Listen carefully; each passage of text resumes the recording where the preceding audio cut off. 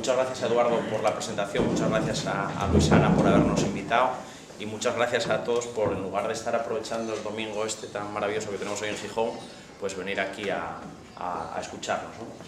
Bien, voy a intentar comentar por qué merece la pena hablar de enfermedad inflamatoria intestinal en niños, ¿no? Y no solo hablar de enfermedad inflamatoria intestinal. ¿Por qué creemos los pediatras que es diferente y que merece la pena y tiene sentido que haya una unidad pediátrica que se encargue del seguimiento de estos niños? Intentaré convencerles a todos, incluso a los compañeros de adultos que han tenido el detalle de venirnos a escuchar, ¿no? Los pediatras nos gusta mucho vender esta moto, ¿no? Los pediatras decimos que los niños no son adultos en pequeño y toda nuestra carrera profesional está dirigida a demostrar esto. El niño no es un adulto en pequeño, por lo cual los médicos que atienden a los niños, aunque las enfermedades sean las mismas, tienen que ser diferentes, ¿no? Y vamos a ver si podemos justificar esta afirmación, ¿no? Vamos a ver qué diferencias hay en la presentación, en la prevalencia, en los métodos diagnósticos y en los métodos de tratamiento. Aproximadamente 1 de cada 4 pacientes de enfermedad inflamatoria intestinal se diagnostica antes de llegar a la mayoría de edad. Ya saben que en España, todavía a día de hoy, la edad pediátrica es hasta los 14 años, aunque nosotros somos bastante generosos en relación a ese límite, ¿no? Estiramos bastante y no abandonamos a nuestros niños a los 14 años, sino que seguimos un poquito más.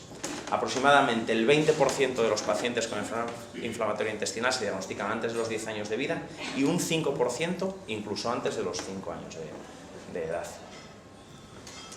Cuanto más joven sea el paciente con enfermedad inflamatoria intestinal, más importancia van a tener los factores genéticos, mientras que a medida que el paciente va siendo mayor van a tener influencia otra serie de factores que tienen que ver con el medio ambiente, que tienen que ver con las bacterias que viven dentro de nuestro intestino y que sabemos que tiene una importancia capital a la hora de que se desarrolle la enfermedad inflamatoria intestinal. Por otro lado, además, en las formas sobre todo muy precoces, las que aparecen en el primer año de vida, es donde más importancia tienen, además de los factores genéticos, las alteraciones en el sistema inmune, ¿no? Y sabemos todos absolutamente que una alteración en el sistema inmune innato, uno de los dos tipos de sistema inmune que tiene nuestro organismo, esas alteraciones van a dar lugar a una enfermedad inflamatoria que aparece incluso en los primeros meses de la vida. Dentro de los factores genéticos es importante tener en cuenta que cuanto más pequeño es el paciente, más importancia van a tener, de tal manera que aproximadamente los menores de 18 años, un 30% de nuestros pacientes van a tener antecedentes familiares positivos de enfermedad inflamatoria intestinal. Es decir, el 30% de los niños que vemos nosotros en nuestra consulta tienen familiares con enfermedad inflamatoria intestinal también. Y esto, a medida que el paciente va siendo mayor, tiene mucha menos importancia. Entre los 20 y los 39 años solo hay un 18% de antecedentes familiares positivos y aquellos que se diagnostican por encima de los 40 años, solo el 13% tienen algún antecedente familiar positivo. ¿Hay alguna diferencia en relación al número de pacientes y cómo se manifiestan? Bueno, pues sí. La distribución de incidencia de la enfermedad inflamatoria intestinal en el mundo es bastante similar para niños y para adultos. Nosotros nos encontramos, como toda Europa, en general como todos los países desarrollados, en una zona de muy alta prevalencia de enfermedad inflamatoria intestinal. Es una enfermedad típica de los países desarrollados o de los países en vías de desarrollo.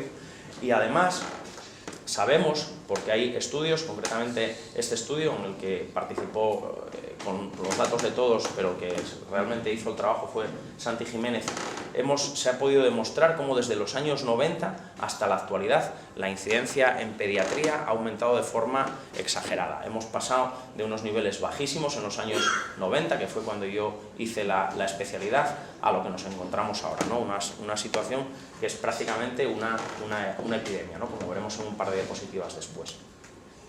No solo observamos que la incidencia está aumentando, sino que además existe un gradiente muy claro norte-sur, es decir, las provincias del norte de España, que clásicamente se relacionan con las zonas más industrializadas de España, tienen mucha mayor incidencia que las zonas del sur. Esto se cumple a nivel mundial, ¿no? Hay un gradiente norte-sur en la presentación de esta enfermedad y ese gradiente norte-sur siempre se asocia al mayor grado de industrialización, ¿no? O sea que el estilo de vida que acompaña a los países desarrollados, a los países ricos, va a tener una importancia capital a la hora de condicionar este aumento de incidencia que estamos observando.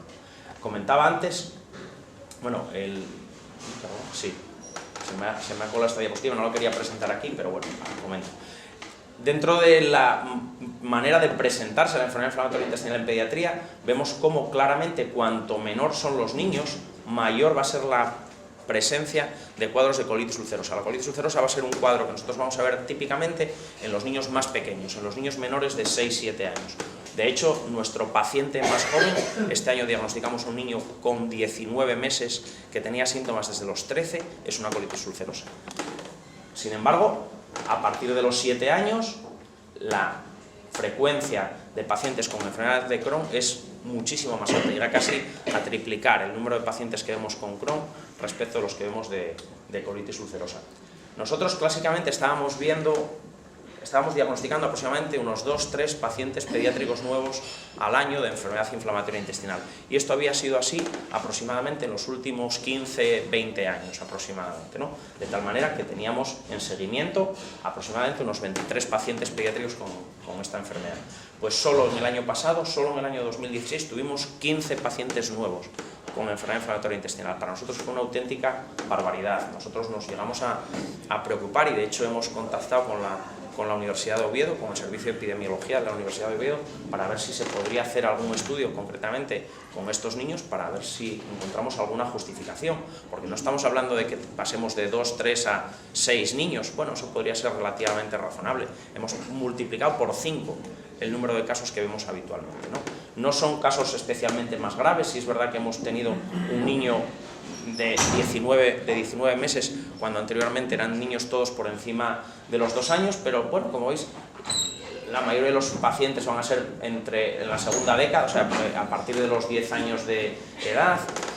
Bueno, sí que tenemos más pacientes con enfermedad de Crohn. Antes eran aproximadamente la mitad eran Crohn y la mitad entre colitis ulcerosa y colitis indeterminada, y los que hemos tenido en este año 2016, casi las 3/4 partes eran enfermedad de Crohn, pero son fundamentalmente los mismos pacientes que estábamos viendo, ni más jóvenes, ni más graves, ni diferentes. Simplemente es que hemos tenido muchísimos más y todavía no tenemos una explicación para justificar esto. ¿Qué diferencias tiene la presentación de la enfermedad inflamatoria intestinal en el niño respecto del adulto? Bueno, pues sí que son bastante notables, y también dependiendo de si estamos hablando de enfermedad de Crohn o de colitis ulcerosa. Como veis, en la enfermedad de Crohn en el niño, cuanto más pequeño es el niño, mayor afectación va a haber del colon, mientras que en el adulto es muchísimo menos frecuente la afectación colónica. La mayor parte de los casos en adultos va a ser afectación ileal, pues en niños va a haber muchos casos, la mayoría van a ser ileocolónicos, un 20% va a tener afectación única y exclusivamente colónica, y además también va a haber un alto porcentaje de niños que van a tener afectación intestinal alta, es decir, que van a tener afectada el esófago, el estómago, las partes iniciales del duodeno. En relación a los síntomas, bueno, los síntomas son en general bastante parecidos: dolor abdominal, diarrea, sangre en las heces, pero los niños tienen una característica muy diferencial que no tienen los adultos. El niño es un organismo que está en constante desarrollo. El niño está creciendo desde el momento que nace hasta que termina su pubertad, ¿no? Entonces, muchísimos de los niños que vamos a diagnosticar van a ser por problemas de crecimiento. Aproximadamente al diagnóstico, el 46% de los niños pediátricos con enfermedad de Crohn van a tener su crecimiento afectado. Un 80% de nuestros pacientes al diagnóstico va a haber perdido peso, y un 5% de estos pacientes se van a diagnosticar precisamente por esta situación. La enfermedad de Crohn en el niño tiene consecuencias nutricionales muy importantes. Afecta de forma notable, se produce una pérdida de peso, un estancamiento del peso, el niño deja de crecer, se produce un retraso muy importante del desarrollo puberal, y ese retraso del desarrollo puberal también condiciona que los niños tarden más en pegar el estirón, con lo cual van a ser niños desnutridos muchas veces, hipocrecidos, con un desarrollo sexual absolutamente retrasado, con lo cual son niños que llaman mucho la atención. Y a nosotros todavía nos sigue sorprendiendo que muchas veces los niños nos lleguen tan tarde como va a presentar el doctor Jiménez en su presentación. Cuando hablamos de colitis ulcerosa, todavía la situación es casi más llamativa respecto del adulto, porque aproximadamente el 61% de los pacientes pediátricos que vemos se nos presentan en forma de pancolitis, es decir, todo el intestino grueso del niño, desde el ano hasta la válvula ileocecal, está llamativamente inflamado. En adultos es mucho más frecuente que la presentación sea en forma de colitis izquierda, vean también muchas pancolitis. Nosotros de todos nuestros niños, perdón, con pancolitis, quería decir proctitis, nosotros solo tenemos un paciente con una proctitis, uno de los niños que hemos diagnosticado, el primero que tenemos con una proctitis de los últimos 10 años, ya no voy a hablar de más allá, pero para nosotros es una auténtica sorpresa. Nosotros lo habitual es que nos encontremos, hacemos la colonoscopia a nuestros pacientes y si es un brote grave lo dejamos ya cuando estamos en el colon transverso y no queremos seguir más. Cuando ya mejora ya le haremos una ileocolonoscopia y un estudio ampliado, pero las 3/4 partes de nuestros pacientes, estos datos no son nuestros, se presentan en forma de pancolitis al diagnóstico. No solo eso, sino que además un 25% de nuestros niños, 1 de cada 4, va a extenderse en los primeros años y el 70% va a extenderse, va a pasar de una colitis más localizada a una colitis más extensa a lo largo del seguimiento. En relación al diagnóstico, bueno, pues no hay muchas diferencias respecto de lo que encontramos en el adulto, es decir, este sería el protocolo diagnóstico que por supuesto no voy a desarrollar, pero estas son las pruebas que nosotros utilizamos. Vamos a basarnos, aparte de los síntomas y la exploración por supuesto y la historia clínica, marcadores inflamatorios que son los mismos que se hacen en adulto. Hacemos endoscopia digestiva alta e ileocolonoscopia a todos nuestros niños, exactamente igual que hacen en adultos, y siempre siguiendo las recomendaciones del grupo de Oporto para el diagnóstico de la enfermedad inflamatoria intestinal pediátrica. Hacemos un estudio que nos permita valorar las zonas del intestino que no llegamos con los tubos que metemos por la boca o por el ano. Pues hacemos o enterorresonancia o capsulendoscopia. Como veis, estas dos las tengo marcadas con un asterisco, porque aquí es donde sí que podemos encontrarnos algún problema. En un niño de 19 meses no podemos pretender hacer una capsulendoscopia ni tampoco podemos hacer una enterorresonancia, con lo cual en estas circunstancias sí que vamos a estar limitados. En un niño de 11 años, podemos hacer cualquiera de las pruebas exactamente igual que en un adulto. Donde sí tenemos una cierta diferencia es en las preguntas que hacemos a nuestros niños cuando vienen al seguimiento, cuando valoramos a ver si el niño está en remisión o si ya está con un brote. Tenemos índices de actividad específicos para niños, ¿no? El caso concreto de la enfermedad de Crohn, hay un índice que se llama PCDAI, la P es de pediátrico, es muy parecido al del adulto, pero valora cosas diferentes, y en la colitis ulcerosa utilizamos uno que se llama PUCAI, P-U-C-A-I, es índice de actividad de colitis ulcerosa en pediatría. Este es un índice clínico y es específico para niños, es totalmente diferente de los que se utilizan en la edad adulta. Y ya estoy casi acabando. ¿Qué diferencias tenemos en el tratamiento, ¿no? Pues sí que hay cosas muy distintas, sobre todo en la enfermedad de Crohn, porque nosotros somos unos auténticos defensores de la nutrición enteral exclusiva como tratamiento de elección cuando tenemos el brote inicial de la enfermedad de Crohn, y somos muy poco amigos de dar corticoides a nuestros niños. Además, utilizamos los inmunomoduladores de forma muy precoz. Generalmente cuando los tenemos a la segunda semana de tratamiento con nutrición enteral ya empezamos con azatioprina, que es el que más utilizamos, mucho más que el metotrexate, y los utilizamos prácticamente en todos, ¿no? Porque pretendemos disminuir o intentar modificar la historia natural de la enfermedad, ¿no? Procurar que estos niños lleguen a la edad adulta con el menor número de brotes posibles y con la menor cantidad de complicaciones posibles. Cuando no nos queda más remedio, pero estamos abiertos y de hecho los utilizamos de forma muy precoz cuando los niños tienen un cuadro grave, utilizamos biológicos, y la respuesta a biológicos en niños es en general bastante mejor que la respuesta que tienen los adultos, ¿no? Y además, bueno, para beneficio nuestro, generalmente los niños los llegamos a la edad adulta sin que pasen por el quirófano. Los niños con enfermedad de Crohn generalmente no tenemos que enviarlos a cirugía durante los años que están bajo nuestro cuidado. Voy a hablar un poquito de lo que es la nutrición, porque quizás sea la cosa así más llamativa para los adultos, que se trate una enfermedad inflamatoria tan grave como la enfermedad de Crohn con unos batidos que no saben a nada o que saben a lo que nosotros les pongamos. En los años 80, después de gente que había visto que dejando a los pacientes de Crohn en reposo intestinal absoluto mejoraban los síntomas, pues a un grupo de médicos pues les dio por, bueno, vamos a probar una nutrición enteral elemental, es decir, una alimentación que prácticamente el intestino no tenía que trabajar con ella para poder asimilarla, ¿no? Bueno, pues vieron y compararon además al grupo que trataban con esa alimentación con otro grupo de pacientes que trataban con corticoides, que era el tratamiento estándar en aquella época. Y se veía como tanto un grupo como otro mejoraban clínicamente, mejoraban los marcadores de inflamación, la velocidad de sedimentación de la sangre mejoraba igual en el grupo que trataban con corticoides con el grupo que trataban con nutrición enteral. Pero curiosamente, el grupo que trataban con nutrición enteral, sus niveles de hemoglobina mejoraban mucho más que aquellos que se trataban con corticoides, ¿no? Entonces, a partir de aquí se empezaron a hacer más estudios, se hicieron muchos análisis. En adultos funciona peor que en niños, pero en niños es exactamente igual de eficaz que los corticoides. ¿Es exactamente igual de eficaz? No, para nosotros es todavía mejor, porque no solo induce remisión clínica mejor que la nutrición enteral, sino que induce curación mucosa casi el triple que los corticoides, ¿no? Y además, los corticoides tienen todos los efectos secundarios del mundo, mientras que la nutrición enteral apenas tiene efectos secundarios, ¿no? Con lo cual, nosotros lo utilizamos absolutamente, siempre. No sabemos exactamente cómo funciona, cómo hace esta magia la nutrición enteral, pero bueno, sabemos que hay muchas cosas en el mecanismo que acaba produciendo el daño mucoso de la enfermedad de Crohn que tienen que ver con la alimentación.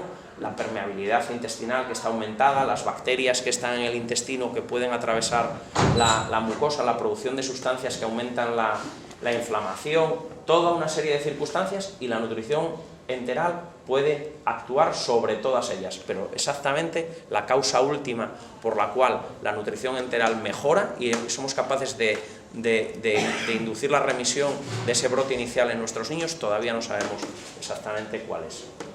Nosotros siempre damos a nuestros pacientes, y como ahora los niños están montando a caballo, pues no va a haber ninguno aquí que nos pueda contestar, pero están aquí mis compañeros y no miento, les damos a escoger siempre, pero les vendemos la moto diferente para la nutrición enteral y para los corticoides, y todavía no ha habido ni un solo paciente que haya preferido tratarse con corticoides a tratarse con nutrición enteral. Insisto, son 8 semanas de nutrición enteral exclusiva, o sea, no es ninguna broma. No sé cuál es la comida favorita de cada uno, pero si la comida favorita de cada uno nos la dan para desayunar, para comer, para merendar, para cenar, un día y otro día y otro día, 8 semanas, nuestra comida favorita acaba siendo una pesadilla. Pues nuestros niños lo hacen y ninguno de ellos ha necesitado una sonda para poder hacer este tratamiento. O sea, niños asturianos, no tenemos que ir a Alemania ni a Inglaterra, niños asturianos, perfectamente, y lo hacen todos absolutamente.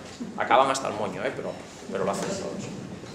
En relación al tratamiento de la colitis ulcerosa, por desgracia la nutrición enteral exclusiva no sirve, no es eficaz, con lo cual tenemos que recurrir a tratamientos con corticoides, generalmente orales, aunque también tenemos posibilidad de tratamiento tópico, ¿no? Y igual que sucede con la enfermedad de Crohn, la respuesta a biológicos es bastante mejor en el niño que en el adulto. Sin embargo, aquí, a diferencia de lo que pasaba con el Crohn, aquí sí que, por desgracia, tenemos que mandar al cirujano a nuestros niños bastante antes que lo que pasa a los adultos. Nuestros niños debutan todos con pancolitis, muchas de ellas graves, con lo cual no es ni el primero ni el segundo, por desgracia, que hemos tenido que colectomizar antes de que llegue a la edad adulta, ¿no? Como veis, estos son datos de una serie americana, mucho mayor que lo que podemos presentar nosotros. El tiempo a la cirugía es mucho menor en los que se desarrolla la colitis ulcerosa de niños que en la que se desarrolla de adultos, que necesitan bastantes más años para llegar a esta cirugía, ¿no? Bueno, voy a resumir. Entonces, ¿en qué diferenciamos la enfermedad pediátrica de los adultos, ¿no? En niños hay una discreta preferencia por varones, en adultos no hay diferencias. Los síntomas son más frecuentes en la enfermedad de Crohn, los síntomas inespecíficos. En niños son más frecuentes los síntomas extraintestinales. Hay síntomas típicos como el estancamiento ponderal y el retraso puberal, que por supuesto no aparecen en la edad adulta. En la enfermedad de Crohn al inicio es más frecuente la afectación colónica frente a la ileal en adultos, es más frecuente que esté afectado el tracto gastrointestinal superior. En la colitis ulcerosa es más frecuente la pancolitis. Los niños responden a inmunomoduladores mejor que los adultos. En la enfermedad de Crohn el tiempo para cirugía es más largo en niños que en los adultos, mientras que en la colitis ulcerosa es al revés. La colectomía es más precoz en aquellos pacientes que se diagnostican en la edad pediátrica que se diagnostican de adultos. Y me queda la última diferencia, es que nosotros dejamos de ver a nuestros pacientes. Nosotros tenemos que pasarle los pacientes a los compañeros de adultos. Nosotros el 90% de nuestros pacientes los pasamos a Ruth y a Sabino, que los tenemos aquí, y verdaderamente creemos que es fundamental que esta transición se realice de forma adecuada. Para nosotros supone muchas veces una pena, ¿no? Porque son pacientes que los has conocido muy mal y que los has llevado de la mano. Para los niños, bueno, tendremos que preguntarles a ellos, ¿no?, qué es lo que supone cuando les dejamos de la mano y se los pasamos a los adultos, pero creemos que esto es fundamental, ¿no? Y solo para concluir, la enfermedad inflamatoria intestinal se diagnostica en niños bastante más frecuentemente de lo que se cree. La cuarta parte de todos los casos de enfermedad inflamatoria intestinal afectan a menores. Creo que he demostrado suficientemente que hay muchísimas diferencias entre la enfermedad inflamatoria intestinal del niño y del adulto, y que tenemos que tener en cuenta que es imprescindible que las unidades de niños estén coordinadas con las de adultos para que esta transición sea adecuada. Y nada más, muchas gracias.